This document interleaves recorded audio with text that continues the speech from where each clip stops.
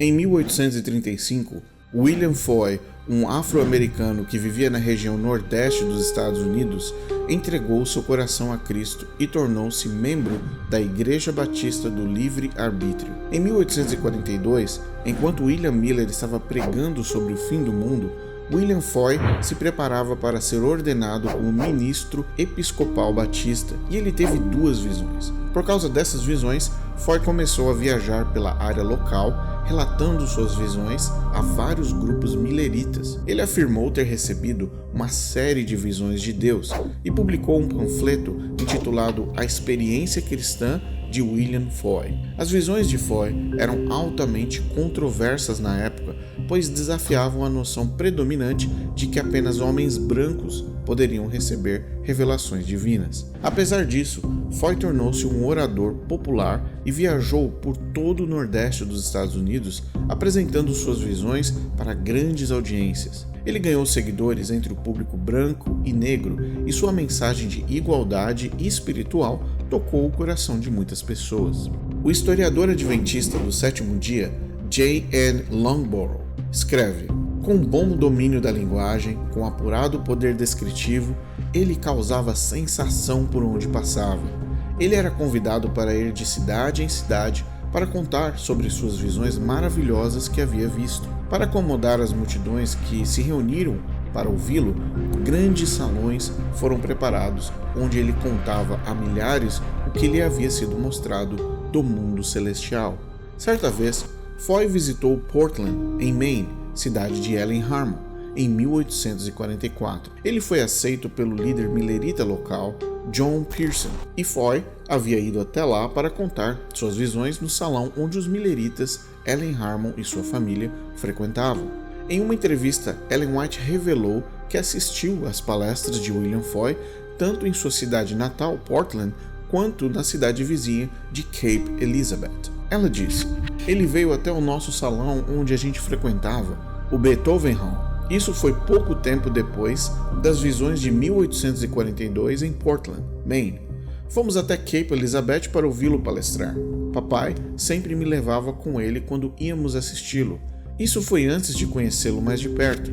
Com o tempo, Ellen Harmon tornou-se bem familiarizada com William Foy e as visões que ele dizia receber de Deus. Delbert Baker, um escritor adventista do sétimo dia, autor de um livro que foi dedicado a William Foy, disse: Ellen White disse muitos anos depois que tinha cópias das visões de Foy e que tinha ouvido o visionário falar em várias ocasiões. Então, ela estava familiarizada com ele e com seu material. Em dezembro de 1844, depois do desapontamento, Ellen Harmon supostamente teve sua primeira visão. O mesmo autor adventista, Delbert Baker, escreveu: pouco depois de Ellen ter sua primeira visão, Foy a procurou e expressou seu desejo de falar com ela. Referindo-se a esse encontro com ele, ela disse: tive uma entrevista com ele.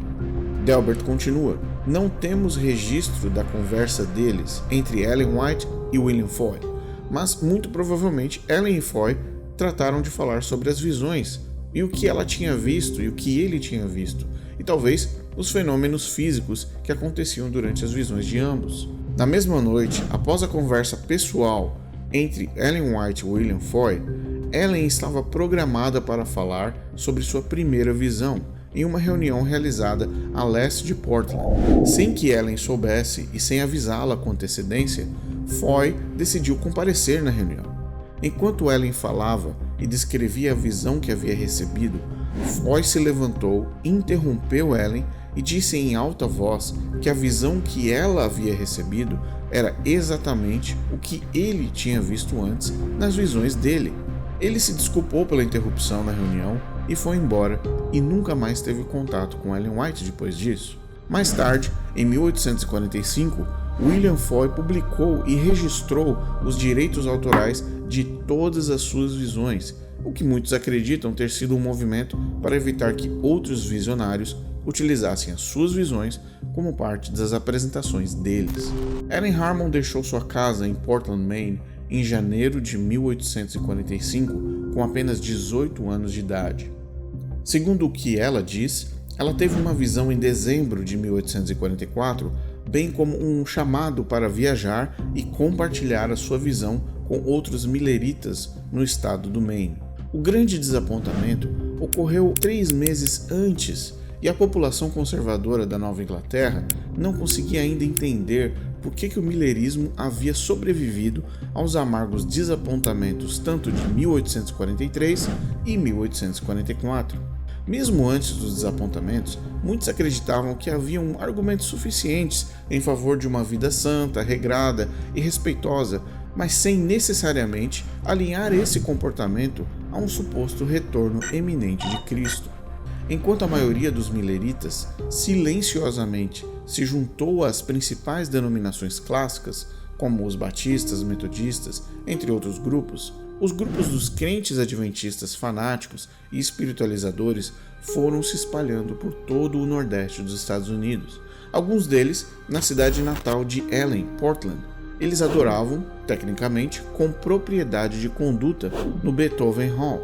No entanto, as reuniões dos outros adventistas, onde Ellen participava, preferiam as reuniões que eram exclusivamente nas casas particulares e com cultos que eram caracterizados pelo beijo santo, gritos e cantos altos, prostrações físicas, lava-pés promíscuos, batismos múltiplos por imersão da mesma pessoa, estranhas exibições de humildade voluntária, como por exemplo engatinhar, latir, e as apresentações de alguns visionários, que eram principalmente mulheres. A primeira viagem de Ellen Harmon a levou de sua casa em Portland, Maine, para a cidade de Polônia, cerca de 70 quilômetros ao norte do estado. Ela viajou de trenó com o seu cunhado, Samuel Foss, para visitar suas irmãs, onde ela relatou publicamente, pela primeira vez, longe de Portland, a visão que supostamente ela teria recebido de Deus. Ela então seguiu para a cidade de Orrington,